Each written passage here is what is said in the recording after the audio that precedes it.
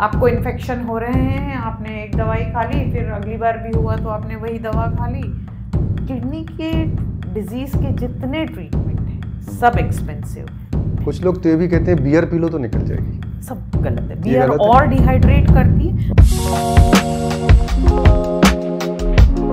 नमस्कार दोस्तों, the KST show में आपका स्वागत है। आज हमारी मेहमान है डॉक्टर रवीना वोरा, किडनी रोग विशेषज्ञ। मैडम नमस्कार। नमस्कार मैडम, सबसे पहले तो बहुत बहुत धन्यवाद, आपने समय निकाला। और सबसे पहले हम सब लोग ये जानना चाहते हैं कि आपने तो बहुत पहले स्टार्ट किया था, तो उस समय आपने कैसे सोचा कि मुझे डॉक्टर बनना है और डॉक्टर में भी किडनी रोग विशेषज्ञ बनना है? थोड़ा सा उसके बारे में बताएं। धन्यवाद। ये एक छोटी सी स्टोरी है। मैं एक बहुत छोटे से गांव से हूँ जिसका नाम है खिलचीपुर, और उस शहर में मैं उस स्कूल में पढ़ी हूँ जहाँ पर टाटपट्टी अगर आप समझते हैं तो टाटपट्टी पर बैठकर हम पढ़ते थे। उस कस्बे से मैं आई हूँ।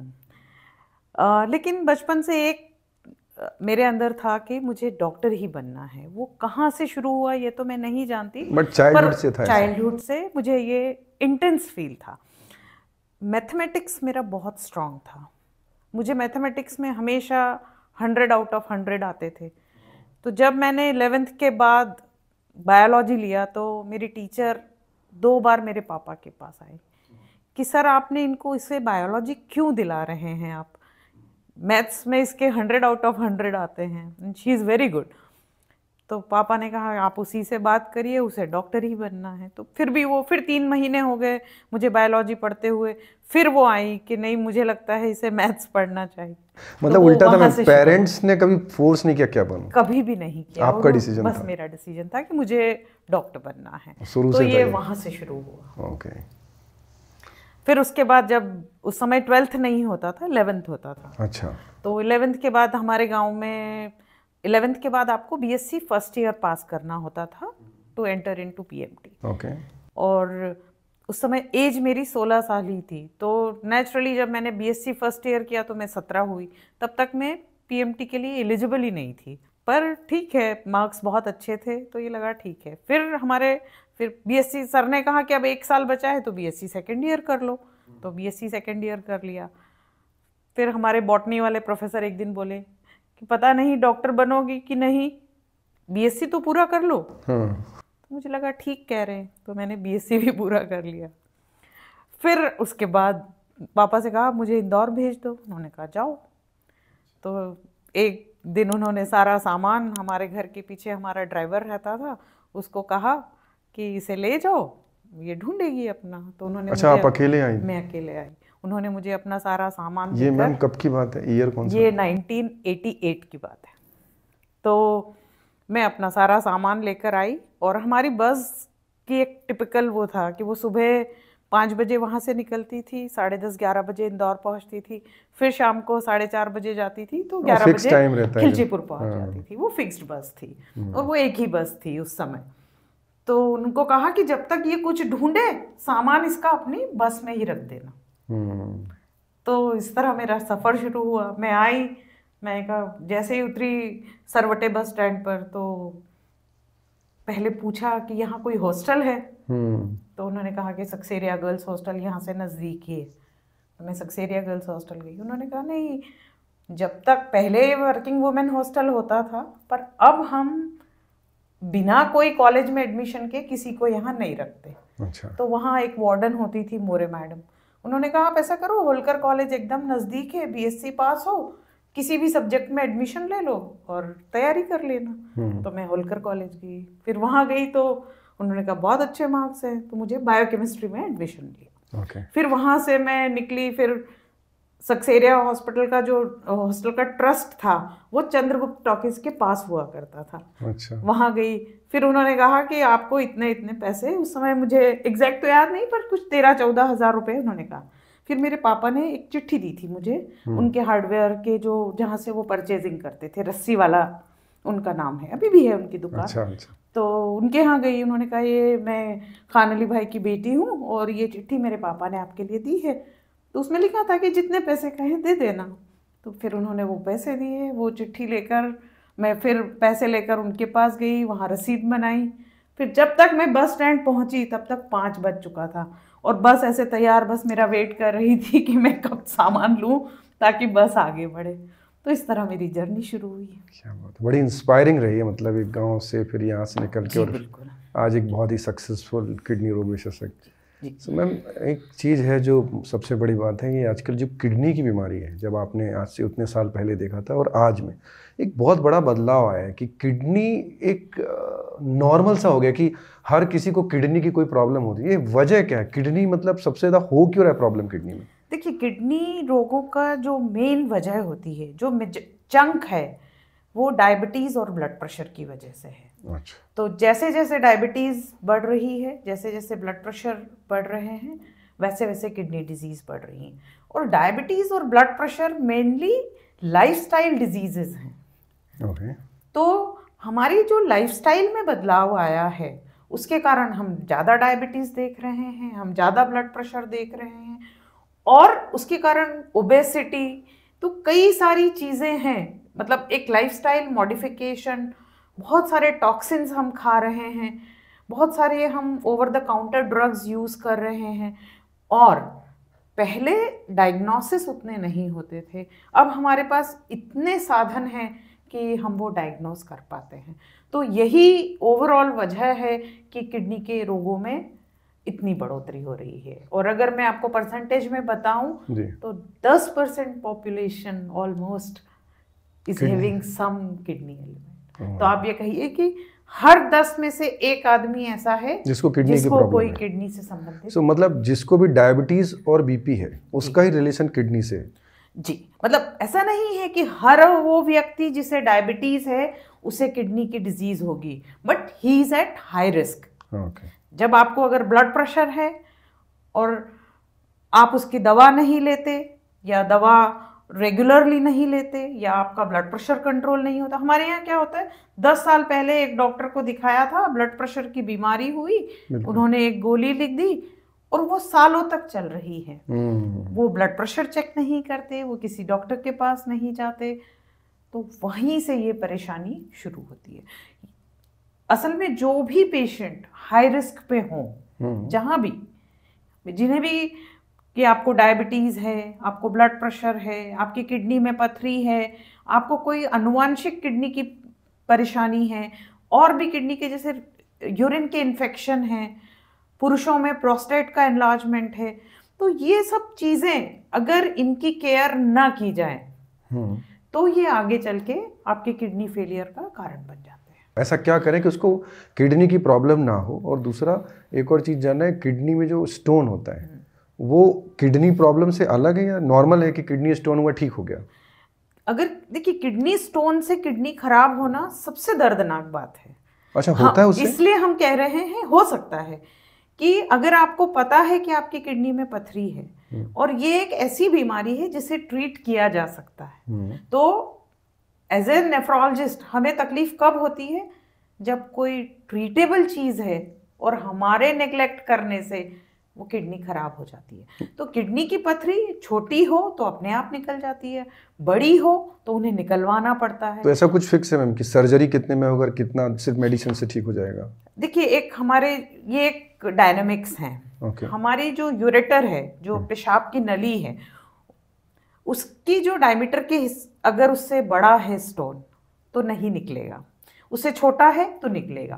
पर अगर छोटा सपोज काफ़ी समय से पड़ा है और इम्पैक्ट हो गया, तो हमेशा ये इंडिविजुअल डिसीजन है। इसमें ऐसा कोई वो नहीं है कि भाई 7 से छोटी है तो निकल जाएगी या 8 mm से छोटी है तो निकल जाएगी। कभी कभी 5 mm की पथरियां फंस जाती है और कभी कभी 9 की निकल जाती है। भाई वो किस तरह से फंसी हुई है, सपोज इतनी लंबी है और वो इलोंगेटेड फंसी है तो प्रोबेबिलिटी है तो हर एक इंडिविजुअल पे अलग अलग चीजें होती है। इंडिविजुअल पर छोटी पथरियां यूजुअली 7-8 mm से छोटी पथरियां यूजुअली निकल जाती हैं, और बड़ी हो तो फिर उन्हें निकलवा। कुछ लोग झाड़ने में भी बोलते हैं कि झड़वा लो। यही सब देखिए, आप एक बात समझिए कि आप पत्थर को किसी चीज से गला सकते हैं क्या? तो कोई आंसर होगा नहीं।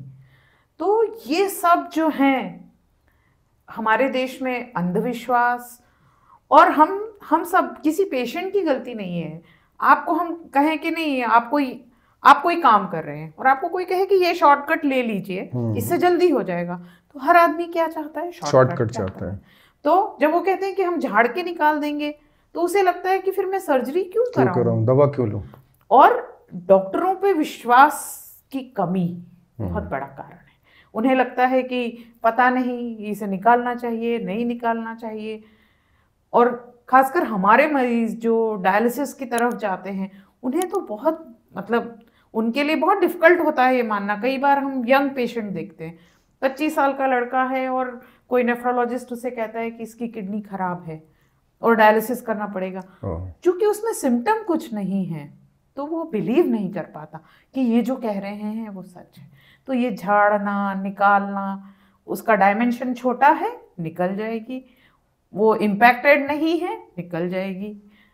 कुछ लोग पर ये सब फॉलो करना चाहिए। कुछ लोग तो ये भी कहते हैं बियर पी लो तो निकल जाएगी। सब गलत है। बियर और डिहाइड्रेट करती है। बियर पुश करने में मदद, भाई आपका बियर पीने की जरूरत नहीं है। अगर छोटी है और आपको उसे धक्का ही मारना है तो आप अपना हाइड्रेशन अच्छा रखिए। बियर उल्टा आपको डिहाइड्रेट करती है, तो वो उसका कोई सोल्यूशन नहीं है, मिथ है बहुत बड़ा। तो सिम्टम्स क्या होते हैं मैम कि किडनी में प्रॉब्लम है? कई बार पता भी नहीं चलता। मैं जैसे बोल रहा हूँ, बहुत सारे ऐसे भी लोग हैं जिनको ना बीपी है ना डायबिटीज है, बट उनको भी किडनी की प्रॉब्लम हुई, तो कोई सिम्टम्स होते हैं जिससे उसको पता चल जाए, या कोई ऐसा टेस्ट होता है रेगुलर कराना चाहिए? जो अभी मैंने आपके अभी कहा कि कई बार 22 साल का लड़का आया और अचानक किडनी की सबसे बड़ी मुश्किल यही है कि उसके सिम्टम्स बहुत कम होते हैं। भाई अगर किसी को डायबिटीज नहीं है, किसी को ब्लड प्रेशर नहीं है, तो इसका मतलब ये नहीं है कि किडनी खराब नहीं हो सकती। कई सारे और कारण होते हैं।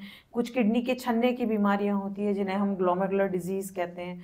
कुछ इंटरस्टिशियल डिजीजेज होती हैं जिन्हें हम CIN या क्रॉनिक इंटरस्टिशियल नेफ्राइटिस कहते हैं। तो ऐसी बहुत सारी बीमारियां होती है। इन बीमारियों में सिम्टम बहुत कम होते हैं, पर होते तो हैं।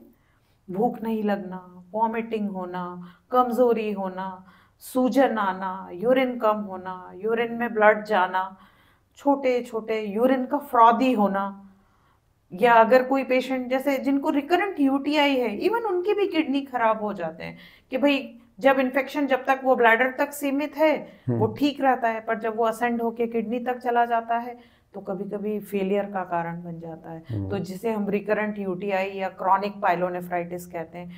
तो ये सब जो है कारण होते हैं, और बहुत माइल्ड सिम्टम्स को भी हम रिकॉग्नाइज करें, वही इम्पोर्टेंट। फैमिली से भी, हिस्ट्री से भी बहुत इम्पोर्टेंट, हिस्ट्री भी इम्पोर्टेंट है। कुछ डिजीजेस जो होती हैं किडनी की, वो फैमिलियल होती है। पानी पीने से भी कोई रिलेशन है? जैसे किडनी स्टोन का बोला जाता है कि पानी कम पीना ही एक one of the biggest reason है।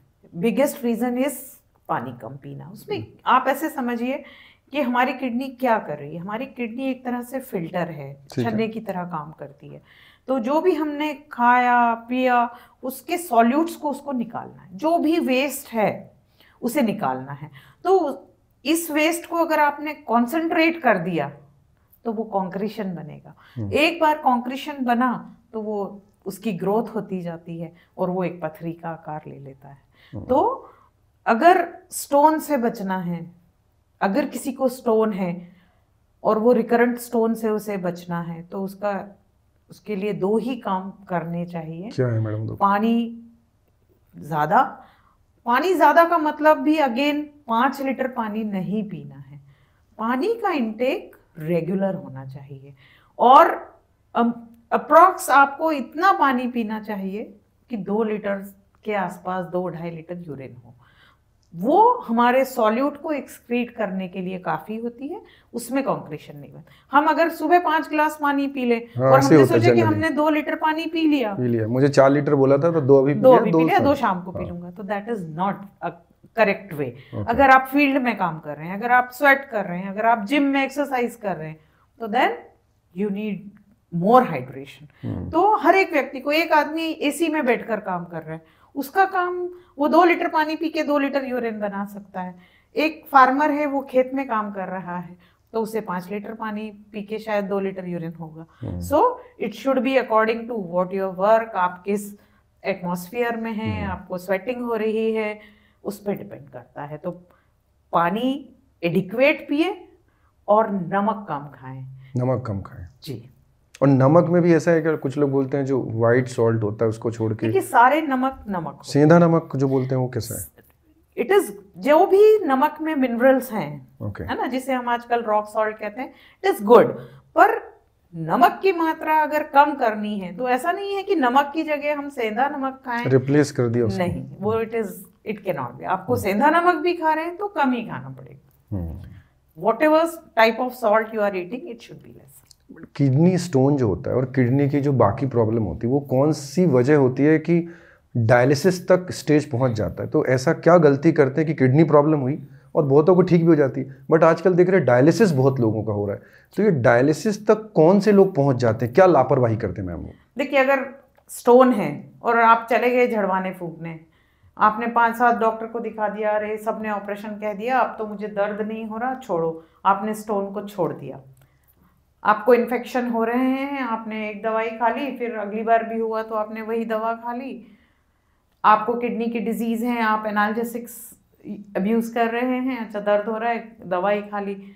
डायबिटीज़ वाला, इस सवाल में मैं सबसे मतलब फोकस करना चाहूँगी कि अगर किसी को डायबिटीज़ है, अगर किसी को ब्लड प्रेशर है, उसे कम से कम साल में एक बार अपने किडनी के पैरामीटर्स चेक करने चाहिए।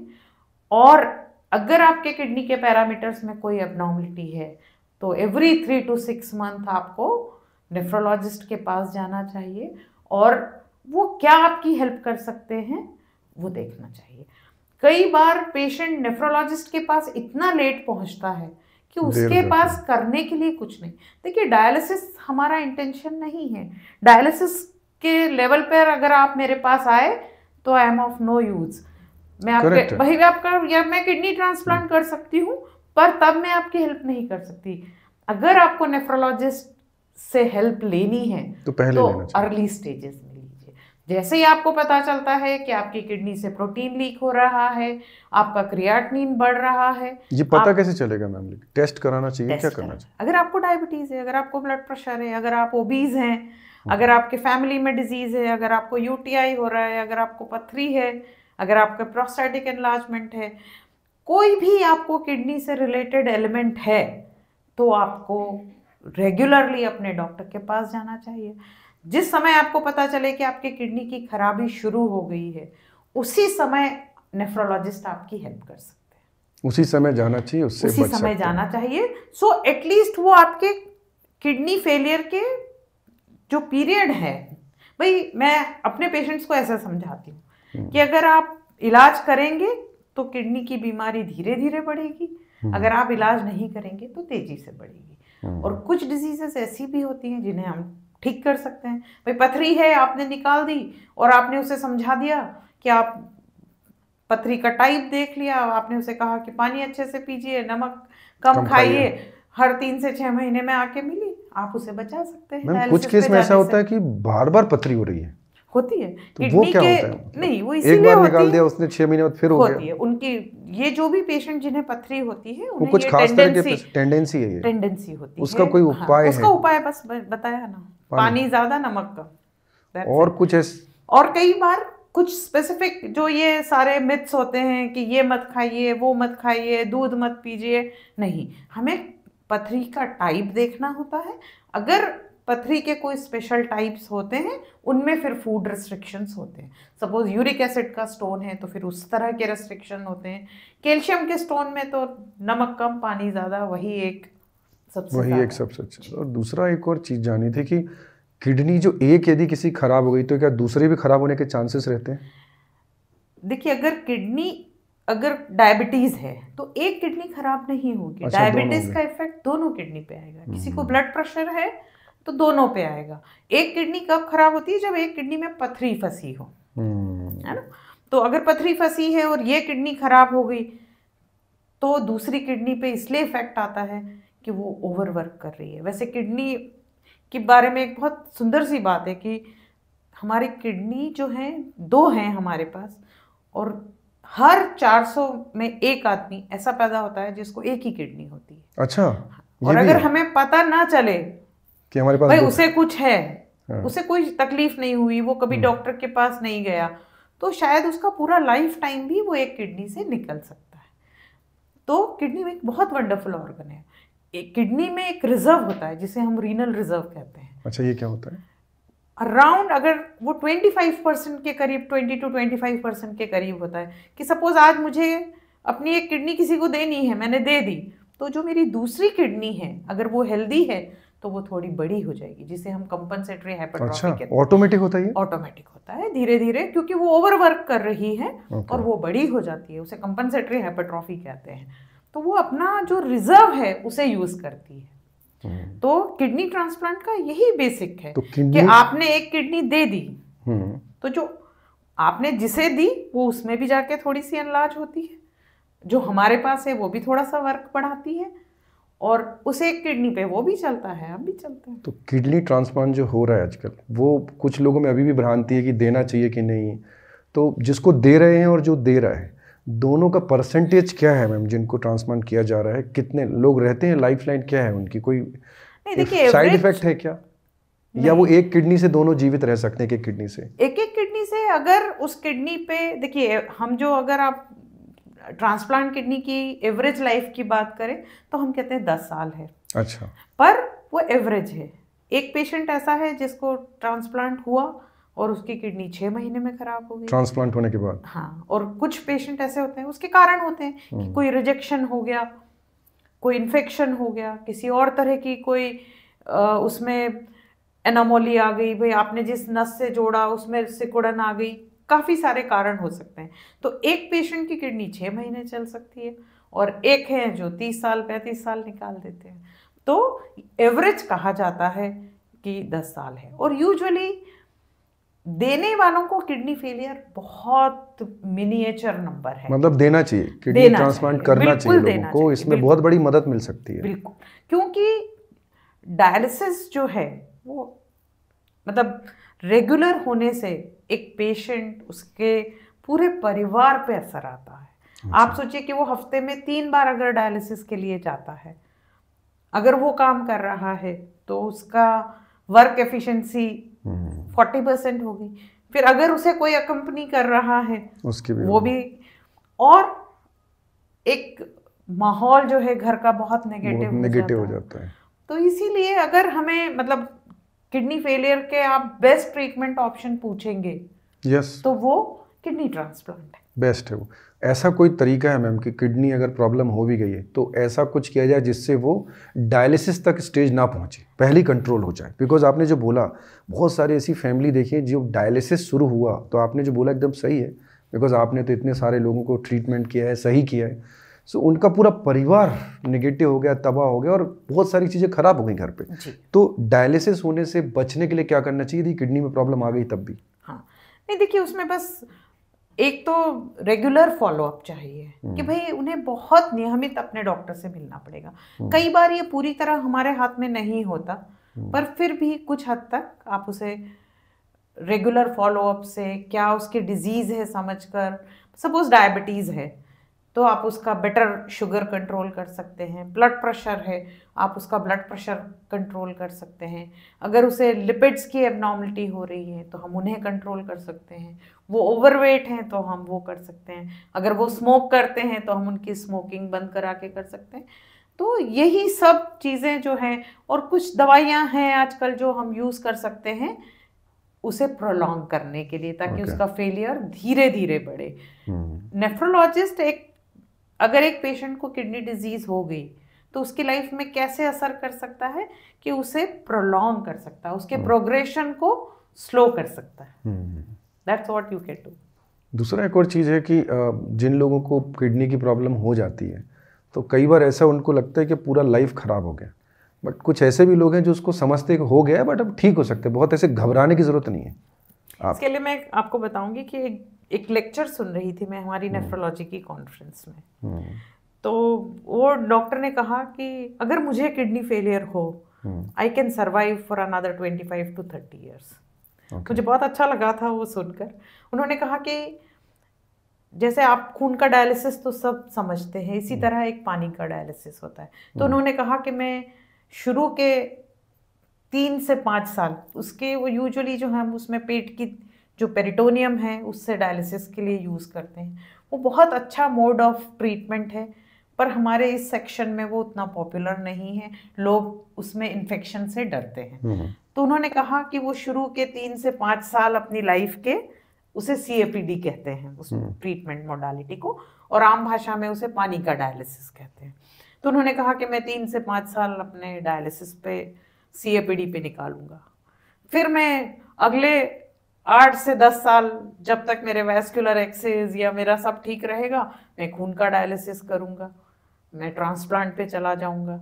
अगर मुझे ऑप्शन जल्दी मिलेगा तो मैं CAPD के बाद ट्रांसप्लांट पे जाऊंगा, और जब मेरा ट्रांसप्लांट 10-15 साल के बाद एग्जॉस्ट हो जाएगा तो मैं खून के डायलिसिस पे जाऊंगा।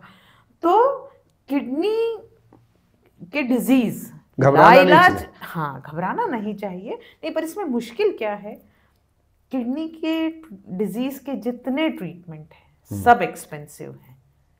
तो मुश्किल वहाँ आती है क्योंकि हर एक चीज़ महंगी है, चाहे वो CAPD हो, उसमें आप मान के चलिए कि 20 से 25 हज़ार रुपये महीने का खर्च आता है।